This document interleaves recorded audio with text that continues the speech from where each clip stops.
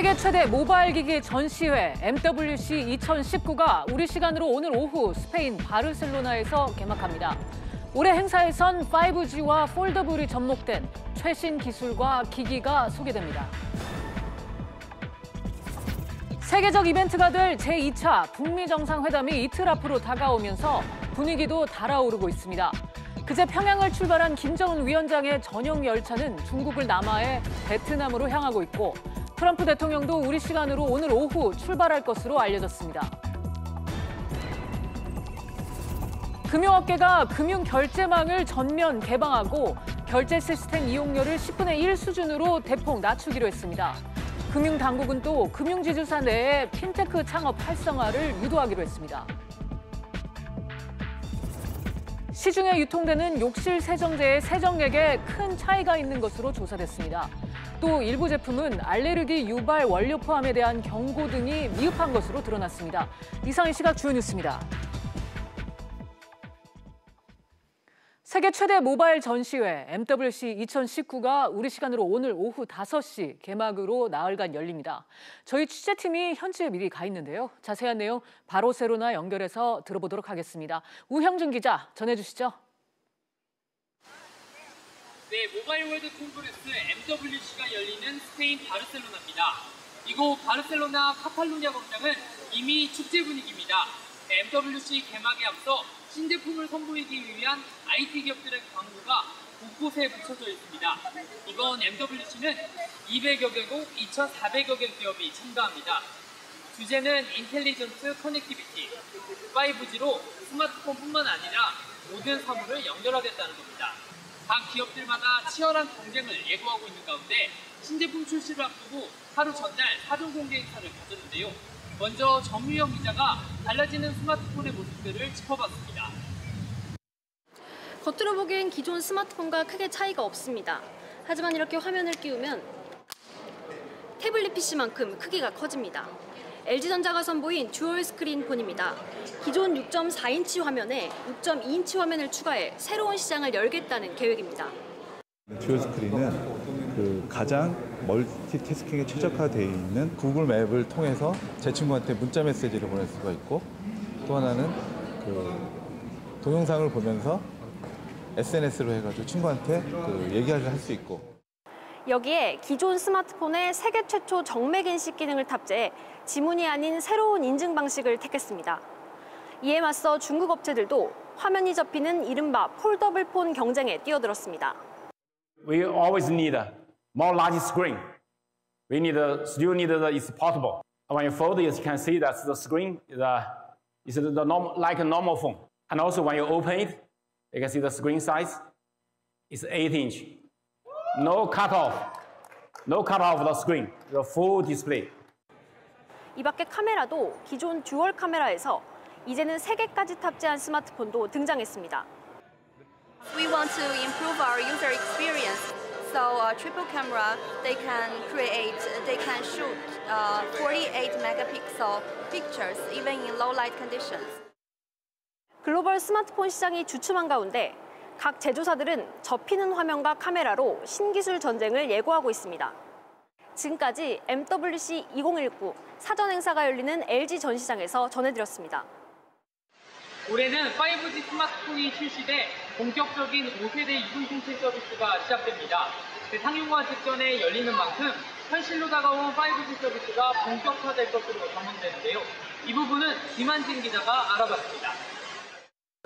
중국의 스마트폰 제조사 샤오미가 만든 5G 스마트폰입니다. 5G 시대를 맞아 스마트폰 제조사뿐만 아니라 이동통신사들도 5세대 이동통신이 우리 삶을 어떻게 바꿀 것인지 초점을 맞추고 있습니다. SK텔레콤은 5G 기술을 접목한 반도체 공장을 선보였습니다. 저화질로 제작된 영상을 고화질로 바꿔 분량률을 줄일 수 있다는 겁니다. 딥러닝을 이용해서 사진이나 영상, 음원 등 미디어의 해상도를 높여주는 기술입니다. 영상 촬영과 합성 시간을 획기적으로 줄여서 분량 여부를 확인하는 작업을 혁신적으로 개선시킬 수 있습니다. KT는 5G로 비행선을 띄우는 초연결 시대를 예고했습니다. 부산 하늘에 띄운 카메라가 달린 비행선을 10,000km가 떨어진 이곳 바르셀로나에서 조종해 탐지할 수 있는 기술을 선보일 계획입니다.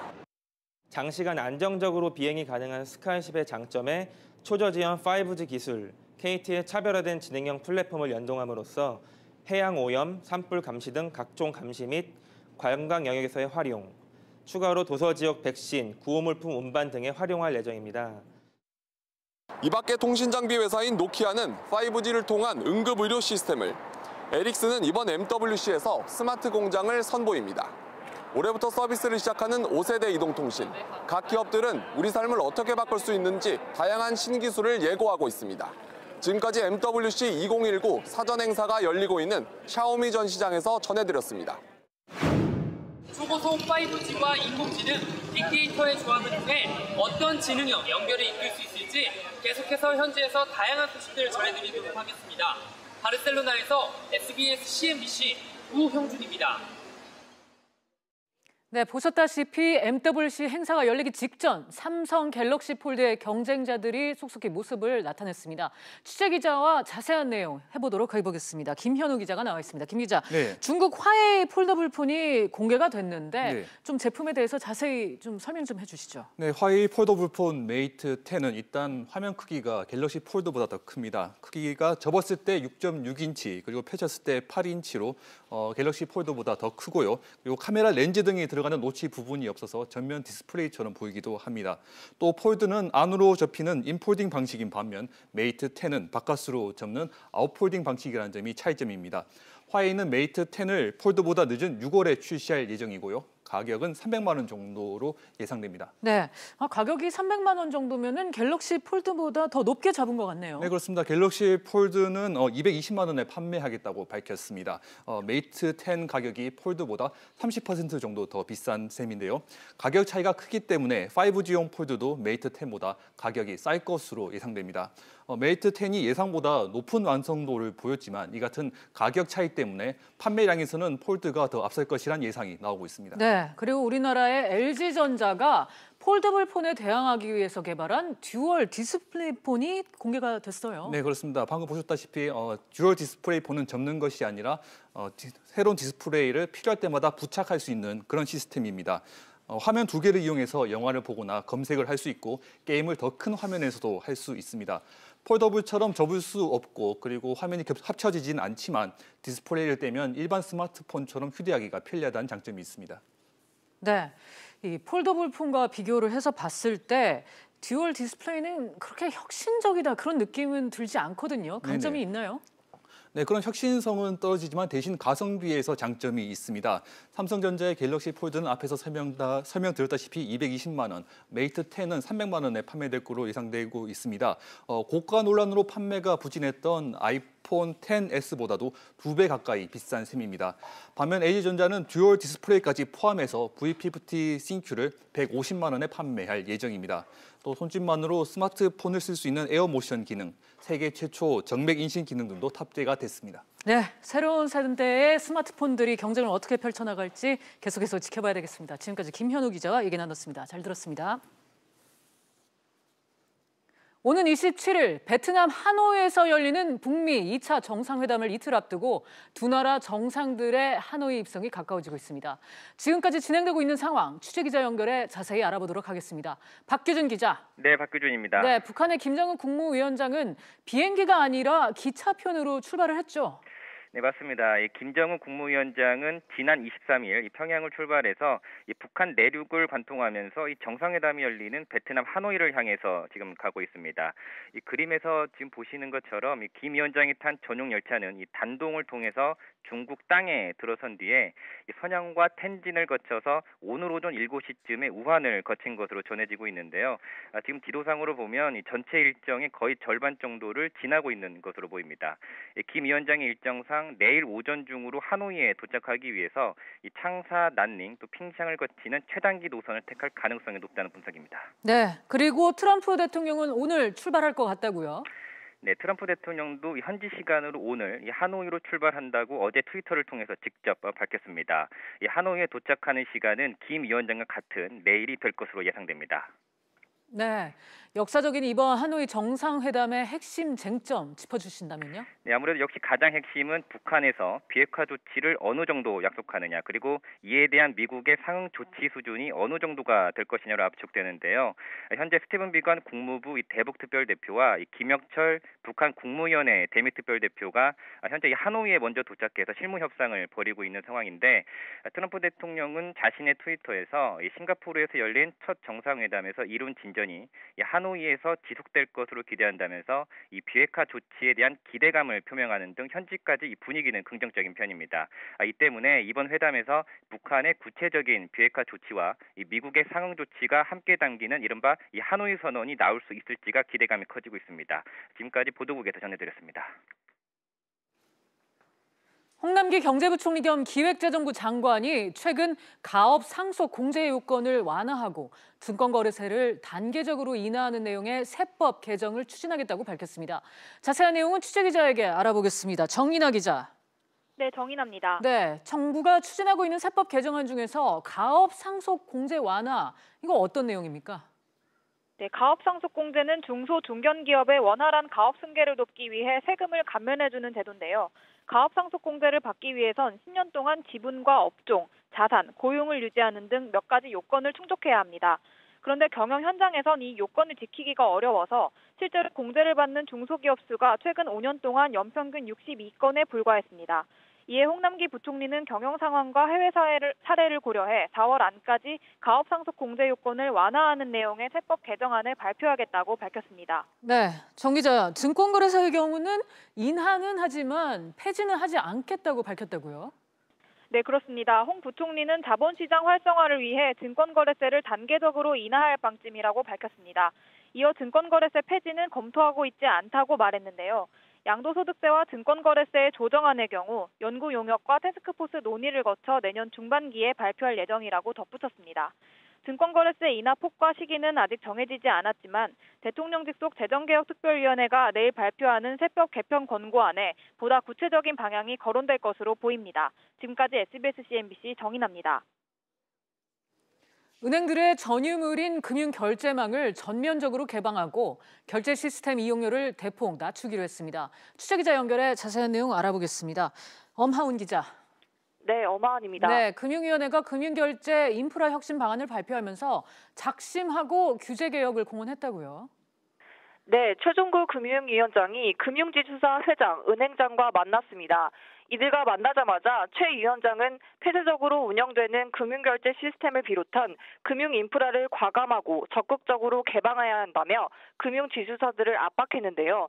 최 위원장은 이 같은 발언은 이 은행들이 공동 결제 시스템을 구축, 폐쇄적으로 운영하면서 일부 소형 핀테크 결제 사업자에게만 부분적으로 개방하고 있는 현실을 비판한 것으로 풀이됩니다.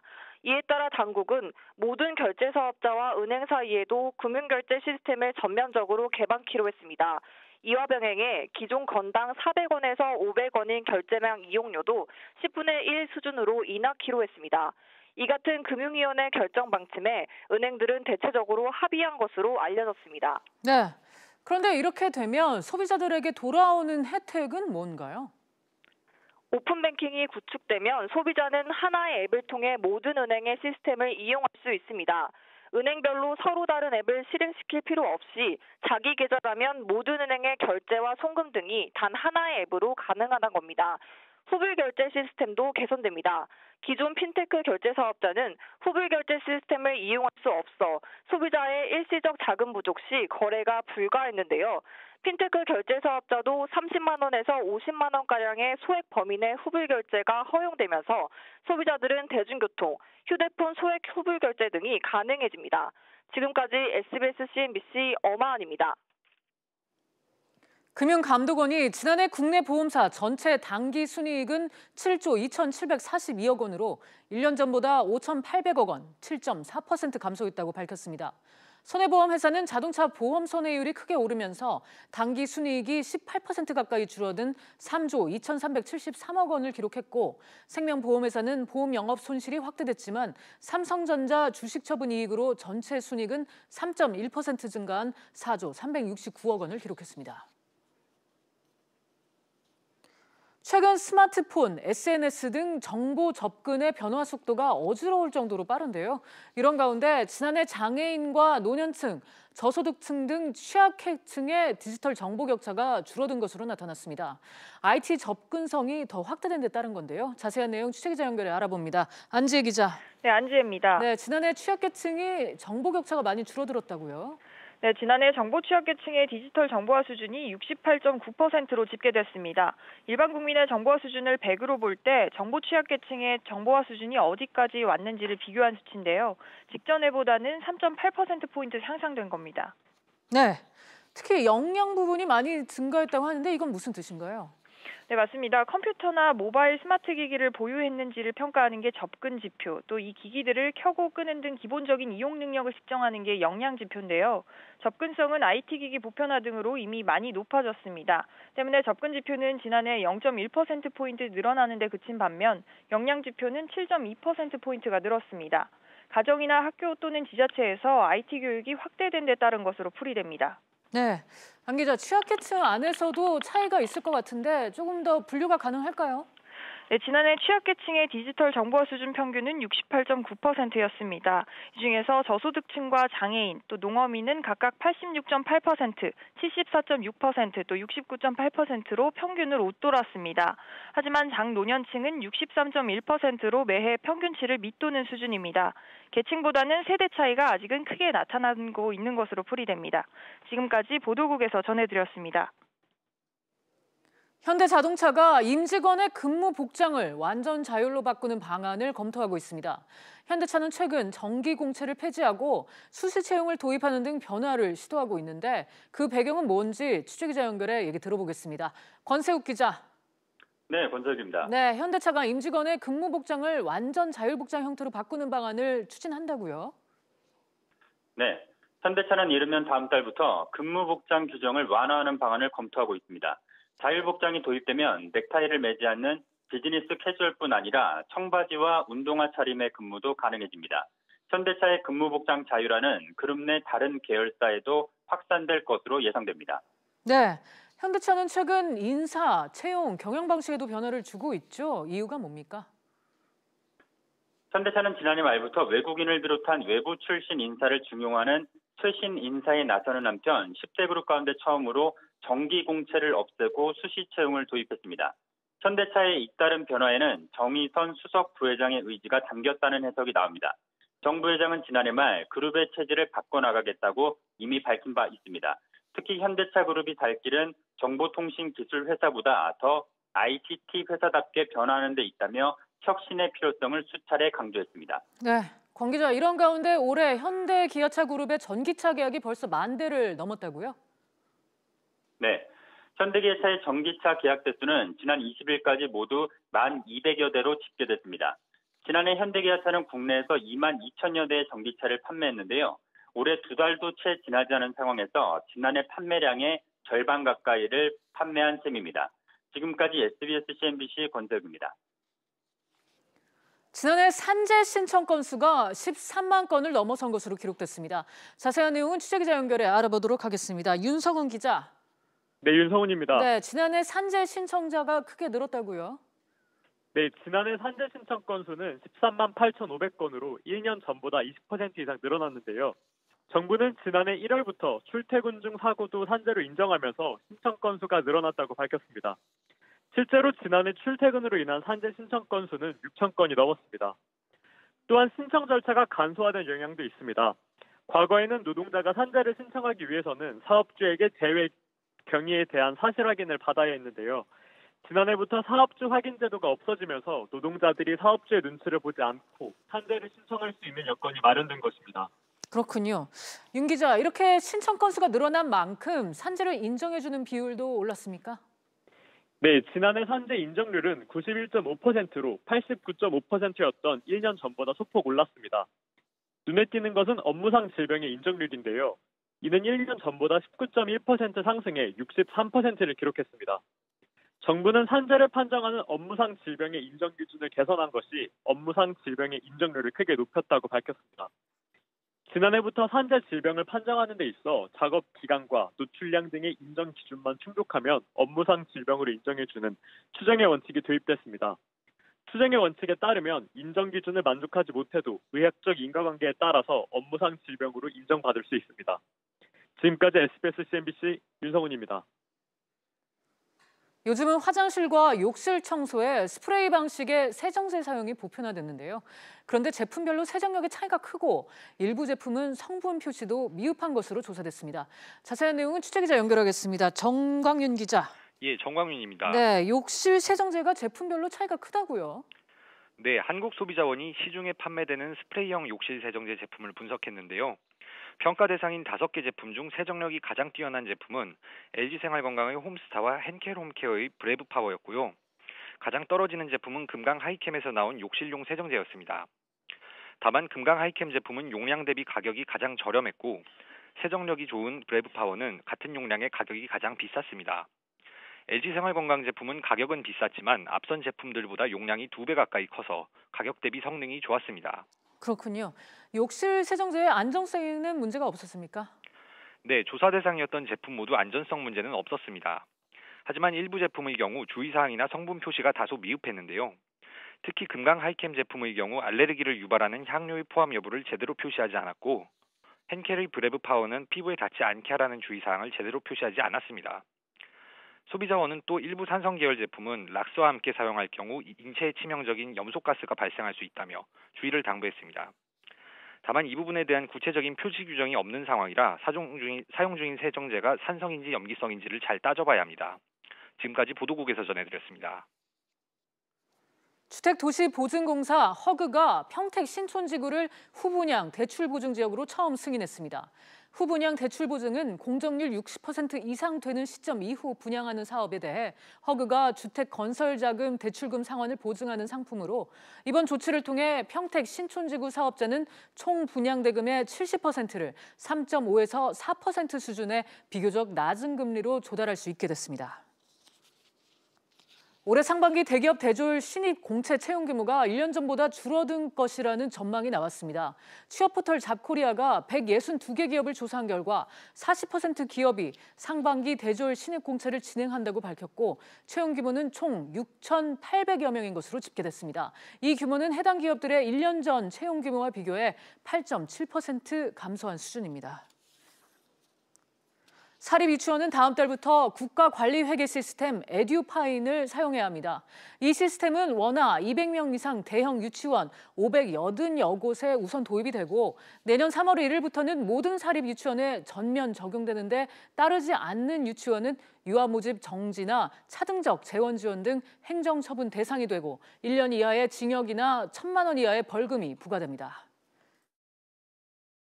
증시 상황입니다. 국내 증시 오늘은 혼조세 보이고 있습니다. 현재 코스피 0.02% 내림세 2220포인트에 거래가 되고 있고 코스닥은 0.89% 오름세 749포인트에 거래되고 있습니다.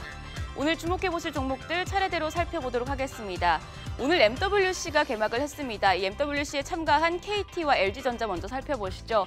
KT 같은 경우에는 노키아와 5G 기술 협력 소식이 나왔지만 이제 보합권에서 거래가 되며 28,450원에 거래가 되고 있고요. LG전자 역시 자사에서 첫 5G 스마트폰을 공개했지만 오히려 2.87% 하락세입니다. 71,100원에 거래가 되고 있습니다. 다음으로 현대차입니다. 3월부터 임직원들의 자율복장을 도입한다고 하는데요. 이 소식이 호재로 작용하지는 못한 모습입니다. 0.41% 내림세 12만 500원에 거래되고 있고요. 셀트리온 종목 같은 경우에는 하락세 보이고 있습니다. 지난해 어닝 쇼크로 셀트리온과 셀트리온 제약 모두 하락세 보이고 있는 것으로 나타났습니다. 지금까지 증시 상황이었습니다.